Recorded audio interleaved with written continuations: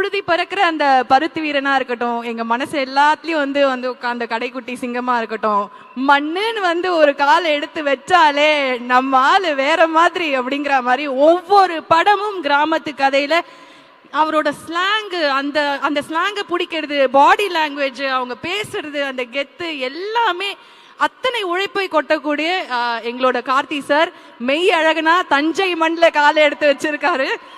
Please join us on stage.